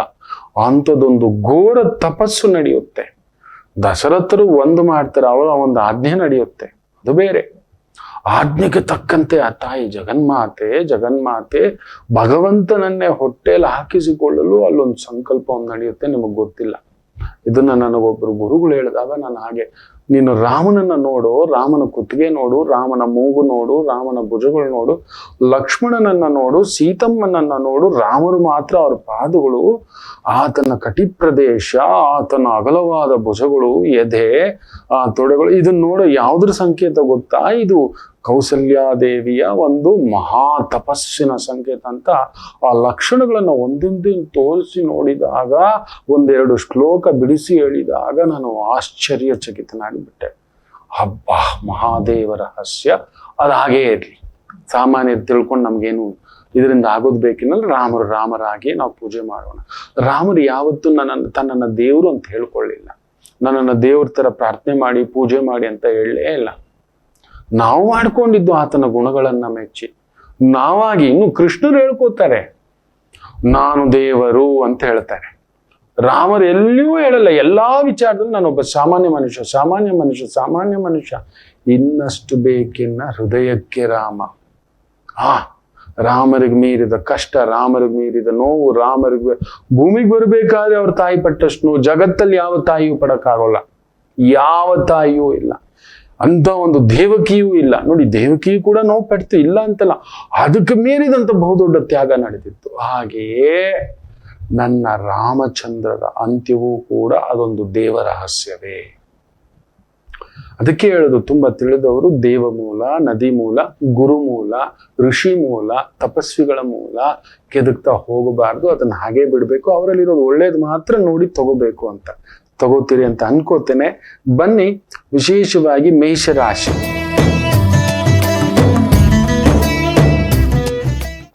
ಸ್ವಲ್ಪ ಗಲಿಬಿಲಿ ಇರತಕ್ಕಂಥದ್ದು, ಸ್ವಲ್ಪ ಜಾಗ್ರತೆ. ಯಾಕಂದ್ರೆ ಶನಿ ಸಾರದಲ್ಲಿಯೂ ಇದೆ, ಹಾಗೆಯೇ ಬುಧನ ಸಾರದಲ್ಲಿಯೂ ಇದೆ. ನಕ್ಷತ್ರಗಳ ಒಂದು ಪರಿಚಯದ ಇರುವುದರಿಂದ ಕನ್ಫ್ಯೂಷನ್, ಇಡೀ 12 ರಾಶಿಗಳಿಗೆ ಕನ್ಫ್ಯೂಷನ್.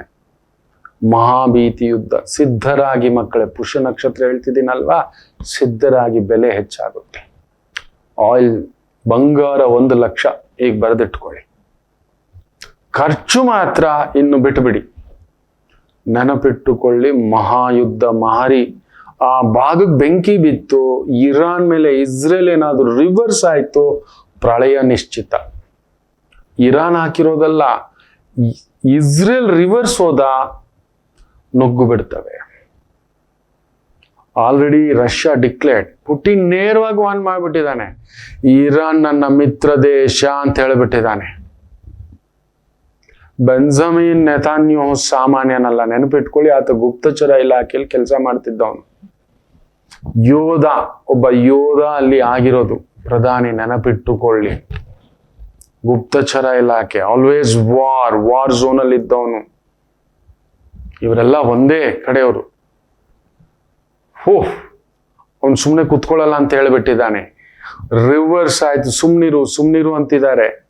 ಇವನು ಇರಾನು ಹೇಳ್ತಾನೆ, 3,000 ಬಿಟ್ಟಿದ್ದಾನೆ, 30,000 ಹಾಕ್ತೀನಿ ನೋಡು ಅಂತಿದ್ದಾನೆ.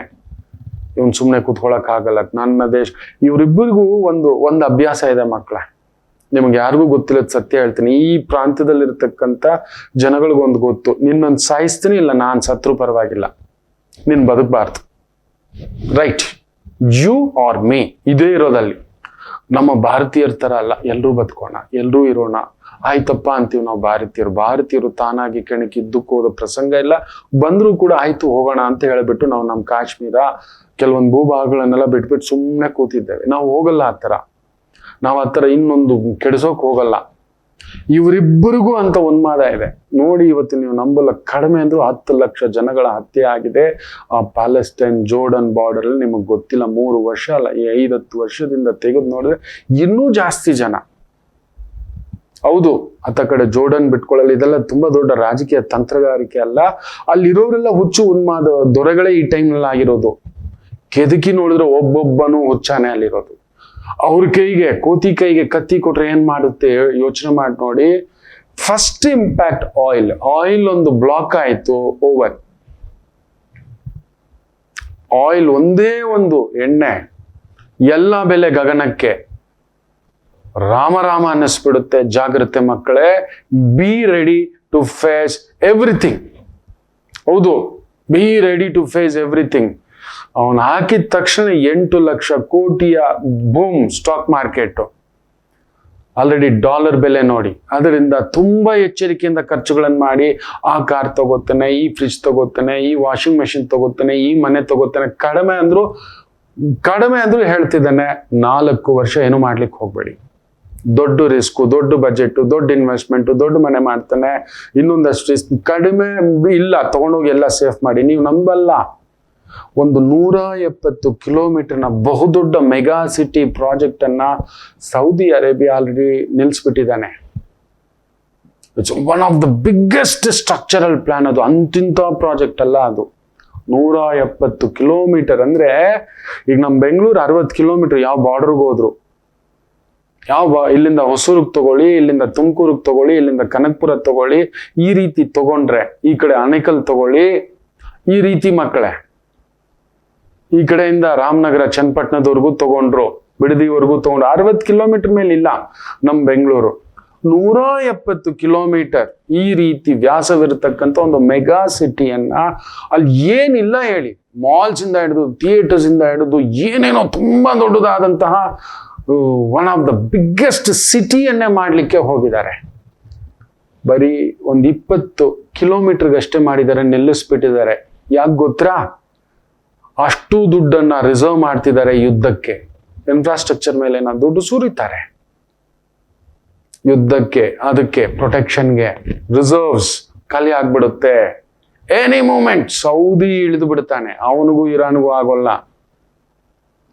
ಇದು ಬೇಕು ಅಮೆರಿಕಕ್ಕೆ.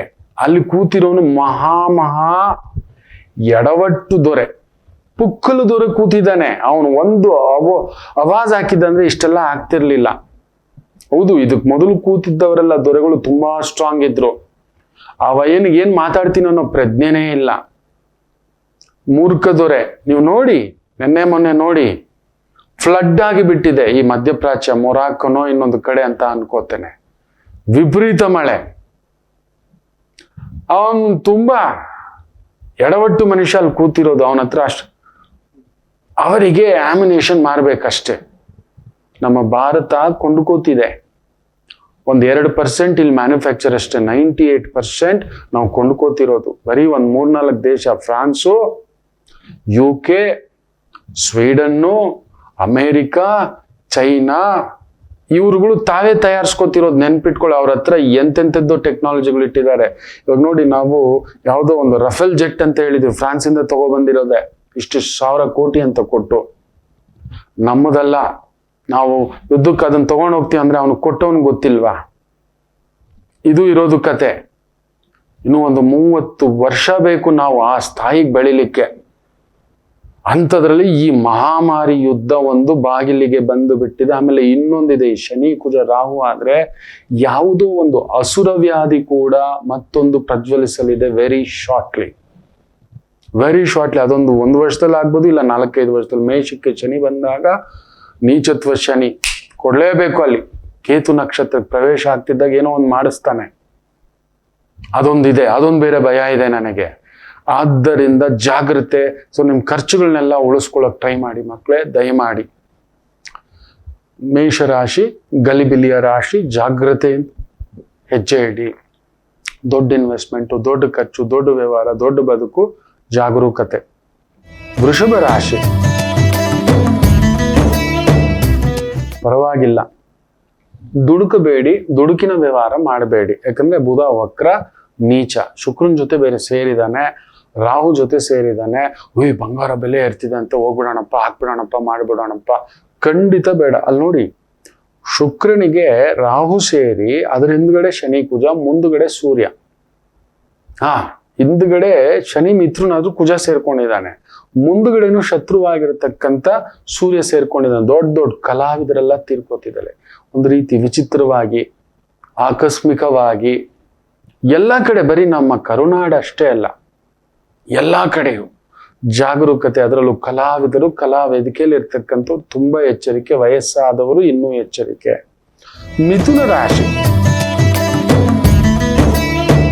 ಕನ್ಸಲ್ಟೆನ್ಸಿ ವೃತ್ತಿ ಉದ್ಯೋಗಗಳಲ್ಲಿ ವಿಶೇಷ ಬಲ ಕೊಡತಕ್ಕಂಥ ಒಂದು ಅದ್ಭುತವಾದಂಥ ದಿನವಿರುತ್ತೆ. Consultancy, not manufacturing. ಇನ್ನು ಕರ್ಕಾಟಕ ರಾಶಿ ವಿಶೇಷವಾಗಿ ಒಂಚೂರು ಭಾರವೇ. ಶನಿ ಬೇರೆ ಅಷ್ಟಮದಲ್ಲಿದ್ದಾನೆ, ಕುಜಾನೂ ಅಲ್ಲಿದ್ದಾನೆ. ದೊಡ್ಡ ಕಾರ್ಯ, ದೊಡ್ಡ ಕೆಲಸ, ದೊಡ್ಡ ಮನೆ. ಗುರು ಬೇರೆ ಮೂವ್ಮೆಂಟ್ ನಡೀತಿರೋದನ್ನ ದುಡುಕ್ ಬಿಡ್ತಿರು. 1 ತಿಂಗಳು ಸುಮ್ಮನೆ, ಅಟ್ಲೀಸ್ಟ್ ಒಂದು 15-20 ದಿನ ಸುಮ್ಮನಿರು. ನೋಡಿ, ಗ್ರಹಣ, ಈ ಕ್ರೋಧಿರ್ನಾಮ ಸಂವತ್ಸರ, ಈ ಏಪ್ರಿಲ್ 1 ನಡೆದಿರ್ತಕ್ಕಂಥ ಎಡವಟ್ಟು, ಅಂತಾರಾಷ್ಟ್ರೀಯ ಮಟ್ಟವಾಗಿ 3 ಜನರಲ್ಗಳ ಹತ್ಯೆ, ಆ ಒಂದು ಇರಾನ್ನ ಕಾನ್ಸುಲೇಟ್ ಮೇಲೆ ಡಮಾಲು. ಸುಮ್ಮನೆ ಕಾಕತಾಳಿ ಅನ್ಕೋಬೇಡಿ. ಶನಿ ಕುಜ ನಮ್ಮ ದೇಶದ ಒಬ್ಬ ಬಹುದೊಡ್ಡ ದೊರೆಯ ಜಾತಕದಲ್ಲೊಂದು ಅವರ ಜನ್ಮತ ಶನಿ ಕುಜ ಇದೆ. ನನಗೆ ಅದೊಂದು ಭಯ ನಡೀತಾ ಇದೆ, ಹೇಳಲಿಕ್ಕೆ ಇಷ್ಟಪಡ್ತಿಲ್ಲ. ಅದೊಂದು ಬೇರೆ, ಎಲ್ಲಿ ಏನ್ ಅನಾಹುತ ನಡೆಯುತ್ತಂತ. ಕರ್ಕಾಟಕ ರಾಶಿ ಎಚ್ಚರಿಕೆ. ಮನೆ, ಜಾಗ, ದೊಡ್ಡ ವ್ಯವಹಾರ, ದೊಡ್ಡ ವ್ಯಾಪಾರ, ತುಂಬಾ ದೊಡ್ಡ ಟೆನ್ಷನ್ ತಂದಿಟ್ಕೋಬೇಡಿ.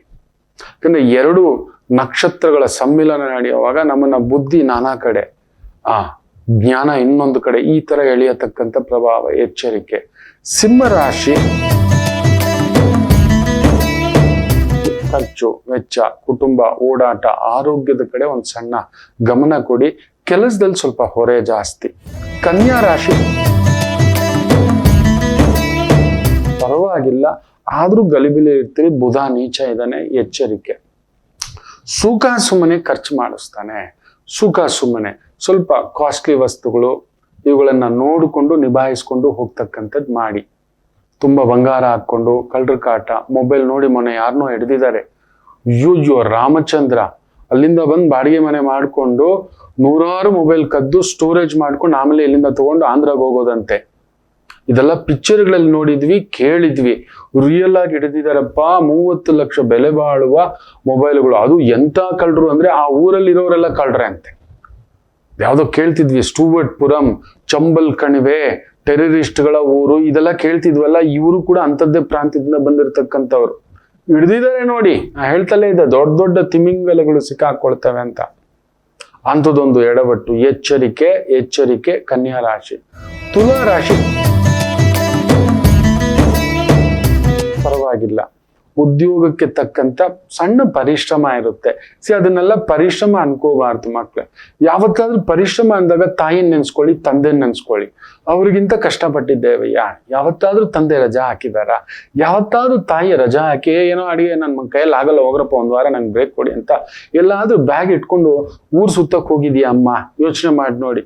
3 ಹೊತ್ತು ಬೇಯಿಸಾಕುತ್ತೆ, 3 ಹೊತ್ತು ಬಟ್ಟೆ ಹೋಗಿತ್ತು, 3 ಹೊತ್ತು ನಮ್ಮ ಮೇಲೆ ನನ್ ಮಕ್ಳೇನಾದ್ರು ಅಲ್ಲಿ ನೋಡಿ.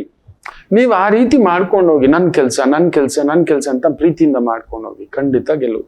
ವೃಶ್ಚಿಕ ರಾಶಿ. ದೊಡ್ಡ ಭಾರಗಳು ಇಳಿಸಿಕೊಳ್ಳುವ ದಿನ. ವೃತ್ತಿಪರವಾಗಿ, ವ್ಯವಹಾರ ಪರವಾಗಿ, ಚಾಣಾಕ್ಷತೆಯ ಪರವಾಗಿ ನಿಭಾಯಿಸ್ಕೊಂಡು ಹೋಗ್ತಕ್ಕಂಥದ್ದಾಗುತ್ತೆ. ಅದ್ಭುತವಾದಂತ ಒಂದು ದಿನ. ಇನ್ನು ಧನುಸ್ಸು ರಾಶಿ ಸ್ವಲ್ಪ ದೂರದ ಪ್ರಯಾಣ, ದೂರದ ಕೆಲಸ, ಗೊತ್ತಿಲ್ಲದ ವ್ಯವಹಾರ, ಆಯಿಲು, ಪೆಟ್ರೋಲು, ರೋಡ್ ಆಕ್ಸಿಡೆಂಟ್ಗಳು ಜಾಸ್ತಿ ಇರ್ತವೆ ಈಗ. ಎಚ್ಚರಿಕೆ. ನೈಟ್ ಡ್ರೈವಿಂಗ್ ಹೋಗ್ಬೇಡಿ. ಸ್ವಲ್ಪ ಯಾಕೋ ಕನ್ಫ್ಯೂಷನ್ ಆಗ್ತಿದೆ ಅಂದ್ರೆ ಗಾಡಿ ಪಕ್ಕದಲ್ಲಿ ನಿಲ್ಲಿಸ್ಬೇಡಿ. ಅಂದ್ರೆ ಗಾಡಿಲಿ ಸಿಂಗಲ್ ಡೆತ್ಗಳಾಗಲ್ಲ, ಒಂದೇ ಸಲ ಫ್ಯಾಮಿಲಿ. ಈ ತರದ್ ತೋರಿಸ್ತಿದೆ ಶನಿ ಕುಜ ನೋಡಿದ್ರೆ ಅದೇ. Very careful. ಧನುಸು ರಾಶಿ ವೆರಿ ಕೇರ್ಫುಲ್. ಯಾಕಂದ್ರೆ ಷಷ್ಟಾಷ್ಟಕ ಇದ್ದಾರೆ ಇಬ್ರು, ಚಂದ್ರ ಶನಿ ಕುಜ. ನಿಮಗೆ ಷಷ್ಟಾಷ್ಟಕ ಇರೋದ್ರಿಂದ ದೂರದ ಪ್ರಯಾಣ, ದೂರದ ಕೆಲಸ, ದೂರದ ವ್ಯವಹಾರ, ದೂರದ ವ್ಯಾಪಾರ, ದೂರದ ಮಾತು, ದಯಮಾಡಿ ದೂರವಿರಿ. ಇರುವುದನ್ನು ನಿಭಾಯಿಸಿ ಓಂ ನಮೋ ಭಗವತೆ ವಾಸುದೇವಾಯ ಜಪ ಮಾಡ್ಕೊಳ್ಳಿ. ಇನ್ನು ಮಕರ ರಾಶಿ ಚೆನ್ನಾಗಿದೆ. ದುಡುಕಿನ ವ್ಯವಹಾರ ಬೇಡ. ಯಾಕಂದ್ರೆ ಶನಿ ಬುಧ ಇಬ್ಬರ ಸಾರದಲ್ಲೂ ಇರೋದ್ರಿಂದ ವೇಗ ಬೇರೆ, ಅತಿ ವೇಗ ಆ ರೀತಿ ಇರುತ್ತೆ ನಿಮ್ಮ ಆಲೋಚನಾ ವೇಗ, ಕೆಲಸ ಕಾರ್ಯ ಈ ತರದ್ದು ವೇಗಕ್ಕೆ ಹೋಗ್ತಕ್ಕಂಥದ್ದಾಗುತ್ತೆ. ನಿಧಾನ ಮಾಡಿ ಕೇಳ್ಕೊಳ್ಳಿ, ಇದು ಸರಿಯಾ ಅದು ಸರಿಯಾ. ಇವತ್ತು ಅದೊಂದು ಮಾಡ್ಕೊಂಡ್ರಿ ಅಂದ್ರೆ ಅದ್ಭುತವಾದಂತ ಪ್ರಗತಿ. ನಿಧಾನ ಹೋಗಿ ಎಲ್ಲಿ ಹೋಗ್ತೀರಿ ಮಗು? ನೀವೇನ್ CM ಹೋಗಿದ ತಕ್ಷಣ ಏನೋ 100 ಡಾಕ್ಯುಮೆಂಟ್ ಸೈನ್ ಹಾಕಿ ಅವ್ರು ಹಾಕೋ ಪ್ರಾಜೆಕ್ಟ್ಗಳು 10 ವರ್ಷ 20 ವರ್ಷ 50 ವರ್ಷ ಇದೆಲ್ಲ ಆಗ್ತವೆ. ಎಷ್ಟೋ ಒಂದು ಶಿಲಾನ್ಯಾಸಗಳು ಮಾಡಿದಾರೆ, ಆಗ್ಬಿಟ್ಟಿದಾವ. ಬರ್ತಾರೆ ತುಂಬಾ ಜನ MP ಗಳು ನಮ್ಮ ಏರಿಯಾ ಕಡೆನೆ ಬಂದಿಲ್ಲ, ಮಾತಾಡ್ಸೂ ಇಲ್ಲ. ಈಗ ಎಲೆಕ್ಷನ್ ಬಂದಾಗ ಸುಮ್ನೆ ಅಷ್ಟೇ. ಈ ಮಿನಿಸ್ಟ್ರುಗಳು ಇದೆಲ್ಲ ಅಷ್ಟೇ. ಅವ್ರು ಬೆಳ್ಕೊಳ್ಳೋದು, ಅವ್ರ ಟೆಂಡರ್ಗಳು ಅವ್ರ ಕಡೆಯವ್ರು ಕೊಡೋದು, ಇದೇ ಆಗುತ್ತೆ ವಿನಾ ಇನ್ನೇನೂ ಅಲ್ಲ. ಆದ್ರಿಂದ ದಯಮಾಡಿ ಹೇಳ್ತೇನೆ, ನಿಮ್ಮ ವೇಗ ಇದೆಲ್ಲ ಏನೋ ಆಗ್ಬಿಡುತ್ತೆ, ಇನ್ನೊಂದೇನೋ ಆಗ್ಬಿಡುತ್ತೆ. ನೋಡಿ, ಒಂದು ಮಗು ಆಗ್ಲಿಕ್ಕೂ 9 ತಿಂಗಳು ಬೇಕು. ಆ ಮಗು ಮಾಡ್ಕೊಳ್ಳೋಕೆ ಕಡಿಮೆ ಅಂದರೂ ಒಂದು 18 ತಿಂಗಳು ಸಿದ್ಧವಾಗಿರ್ಬೇಕು. ಲೀಸ್ಟ್ ಅಂದ್ರೂ 9 ತಿಂಗಳು. ಮಾನಸಿಕ, ದೈಹಿಕ, ಕೌಟುಂಬಿಕ, ಧನಾತ್ಮಕ, ಋಣಾತ್ಮಕ, ಮಾನಸಿಕ ಎಲ್ಲ ಸಿದ್ಧ ಆದ್ಮೇಲೆ ಒಂದು ಗರ್ಭಧಾನ, ಆಮೇಲೆ ಒಳ್ಳೆ ಮಗು. ಇಲ್ಲ ಆಗ್ಬಿಡ್ಬೇಕು. ಹಂದಿ ಹೊಟ್ಟೆಲ್ ಹಂದಿನೇ ಹುಟ್ಟದ, ಅಷ್ಟೇ ಆಗೋದು. ಸೊ ಮಕರಂ ಜಾಗೃತ, ಅದೊಂದು ನೋಡ್ಕೊಳ್ಳಿ, ಅಷ್ಟೇನು ತೊಂದರೆಗಳಿಲ್ಲ. ಇನ್ನು ವಿಶೇಷವಾಗಿ ಕುಂಭರಾಶಿ.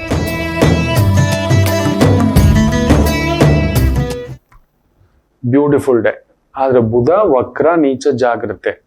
ಓಡಾಟಗಳು ಜಾಸ್ತಿ, ಕೆಲಸ ಕಾರ್ಯ ಒಂದು ಸಣ್ಣ ಕಿರಿಕಿರಿಗಳಾಗ್ತಕ್ಕಂಥದ್ದಾಗಬಹುದು. ವೃತ್ತಿ ವಿಚಾರದಲ್ಲಿ ಯಾರಿಗಾದ್ರೂ ದುಡ್ಡು ಕೊಟ್ಟು, ಬುಧ ನೀಚ ಇದ್ದಾಗ ಕುಂಭರಾಶಿ ಒಂದು ಹೇಳ್ತೇನೆ, ಪಂಚಮಾಧಿಪತಿ ನೀಚ, ಯಾರೋ ತಲೆ ಕೆಡಿಸ್ತಾರೆ, ಈ ವ್ಯವಹಾರ ಮಾಡೋಣ, ಆ ವ್ಯವಹಾರ ಮಾಡೋಣ, ಇದನ್ನ ಮಾಡೋಣ, ನೀವು ಬನ್ನಿ ಸರ್ ನೀವು ನಿಂತ್ಕೊಳ್ಳಿ, ತಳ್ಳಿಬಿಟ್ಟು ಹೋಗ್ಬಿಡ್ತಾರೆ. ಹುಷಾರು, ಹೋಗ್ಬೇಡಿ. ಗೊತ್ತಿಲ್ಲ, ಬಂಗಾರದಲ್ಲೋ ಈ ರೈಸ್ ಪುಲ್ಲಿಂಗು, ನಾಗಮಣಿ ಇದ್ಯಾವುದೋ ದೊಡ್ಡದಿದೆ, ಇದೇನೋ ಸಿಕ್ತಿದೆಯಂತೆ, ಬಂಗಾರ ಸಿಕ್ತಿದೆಯಂತೆ, ಗೊತ್ತಿಲ್ಲ, ಹೋಗಬೇಡಿ. ಟ್ರೇಡಿಂಗ್ ಅಂತೂ ಮಾಡ್ಲಿಕ್ಕೆ ಹೋಗ್ಬೇಡಿ. ಕ್ರಿಪ್ಟೋ ಕರೆನ್ಸಿ, ಬಿಟ್ ಕಾಯಿನ್, ಸ್ಟಾಕ್ ಮಾರ್ಕೆಟ್ ಅಲ್ಲಿ ಇರೋರು ಎಲ್ಲ ರಾಶಿಯವರು ಹುಷಾರಾಗಿ, ಅಲ್ಲೋಲ ಕಲ್ಲೋಲ ಸೃಷ್ಟಿಸ್ಬಿಡುತ್ತೆ. ಎಚ್ಚರಿಕೆ, ಎಚ್ಚರಿಕೆ, ಜಾಗ್ರತೆ. ಇನ್ ಮೀನ ರಾಶಿ ಬ್ಯೂಟಿಫುಲ್, ಚೆನ್ನಾಗಿದೆ. ಖರ್ಚು ಹೆಚ್ಚು, ಓಡಾಟ ಹೆಚ್ಚು ಅಷ್ಟೇ. ಪಂಚಮದಲ್ಲಿ ಶನಿ, ತೃಪ್ತ ಭಾವ. ಆದ್ರೆ ಬುಧ ನೀಚ, ಸುಖಾಧಿಪತಿ ನೀಚ, ಸಪ್ತಮಾಧಿಪತಿ ನೀಚ. ಗಂಡ ಹೆಂಡತಿ ಸಂಗಾತಿ, ಕೊಡೋದು ತಗೊಳ್ಳೋದು, ಪಾಲುದಾರಿಕೆ, ಇನ್ನೊಂದೇನೋ ಒಂದು ಖರ್ಚು ವೆಚ್ಚ, ಸುಖ ಬೇಕು ಅಂತ 4 ಮಾವಿನ ಹಣ್ಣು ತಿಂದ ಅಂದ್ರೆ ರುಚಿ ಚೆನ್ನಾಗಿದೆ ಅಂತ ಲೂಸ್ ಮೋಷನ್ ಆಗುತ್ತೆ. ಏನೋ ತಿನ್ನೋದು ಒಂದು ಪೀಸ್ ಅಂದ, 2 ಒಂದು ಮಾವಿನ ಹಣ್ಣು ತಿನ್ನೋದಂದ, ಒಂದೇ ಬಾರಿಗೆ ಹಲಸಿನಣ್ಣು ಕೊಟ್ಬಿಟ್ಟಿದ್ದಾರೆ ಅಂತ ಹೇಳ್ಬಿಟ್ಟು. ಅದಕ್ಕೆ ನಮ್ ಕಡೆ ಏನ್ ಮಾಡೋರು ಅಂದ್ರೆ ಒಂದು 10 ತೊಳೆ 20 ತೊಳೆ ಹಲಸಿನಣ್ಣು ತಿಂದ ಮೇಲೆ ನೀಟಾಗಿ ಬಿಸಿ ಬಿಸಿಯಾಗಿರೋ ಎಳ್ಳೆಣ್ಣೆ ಇಟ್ಟುಬಿಟ್ಟು ಒಂದು ಲಾಸ್ಟ್ ಎಳೆ ತೆಗೆದು ಹಲಸಿನಣ್ಣಂದು ಅದ್ರಲ್ಲಿ ಅದ್ದಿ ತಿನ್ನೋ ತರ ಮಾಡೋರು. ನುಂಗಿಸೋರಿಲ್ಲ ಅಂದ್ರೆ ಒಳಗಡೆ ಹೋಗೋ ಹಲಸಿನಣ್ಣು ಕರಳೆಲ್ಲ ಕಟ್ಟಾಕ್ಬಿಡುತ್ತೆ. ಅದಕ್ಕೆ ತುಂಬಾ ಜನ ಕ್ಲೋಸ್ ಮೋಷನ್ನು, ಡಮಾಲು ಡಿಮಿಲು ಆಗೋದು. ಯಾರಿಗೋ ನನ್ನಂತವನಿಗೆ ಮೋಟ್ರ್ ಗಟ್ಟಿಯಾಗಿದೆ, ಜೀರ್ಣಿಸ್ಕೋತೀನಿ, ನಿಮ್ ಕೈಯಲ್ಲಿ ಆಗೋಲ್ಲ. ಆದ್ರೂ ನಾನು ತಗೋತೇನೆ, ನನಗೂ ವಯಸ್ಸಾಯ್ತಲ್ವಾ, ಏನೇನೋ ಮಾಡೋದು ಬೇಡಪ್ಪ, ಗಟ್ಟಿಯಾಗಿದ್ದೀನಿ ಅಂತ ಹೇಳ್ಬಿಟ್ಟು ಆ ಮೋಟ್ರಿಗೆ ಹಾಕಿ ಗುದ್ದೋದಲ್ಲ. ಅದಕ್ಕೆ ಎಳ್ಳೆಣ್ಣೆನಲ್ಲಿ ಹಾಕಿ ಅದ್ದಿ ನುಂಗ್ತೀವಿ. ಒಳಗಡೆ ಅದು ಸುಲಲಿತ ಆಗ್ಲಿ, ಆ ಮೋಟ್ರಲ್ಲಿ ಮಿಕ್ಸಿಂಗ್ ಅಲ್ಲಿ ನೀಟಾಗಿ ರುಬ್ಬಿ ಹೊರಗಡೆ ಬಂದ್ಬಿಡ್ಬೇಕು, ಸಾರಾಂಶ ಎಲ್ಲ ಹೀರ್ಕೋಬೇಕು ಅಂತ. ಹೌದಲ್ಲ? ಕೊಟ್ಟಿದ್ದಾರೆ ನಂದು. ಜಾಗ್ರತೆ. ಸುಖ ಜಾಸ್ತಿ ಬೇಕು, ರುಚಿ ಜಾಸ್ತಿ ಬೇಕು ಅಂದ್ರೆ ಈ ತರ ಟೆನ್ಷನ್ಗಳಿಗೂ ರೆಡಿ ಆಗಿರಬೇಕು. ಜಾಗ್ರತೆ. ಎಲ್ಲರಿಗೂ ಒಳ್ಳೆಯದಾಗಲಿ. ಮಾತೃದೇವೋ ಭವ.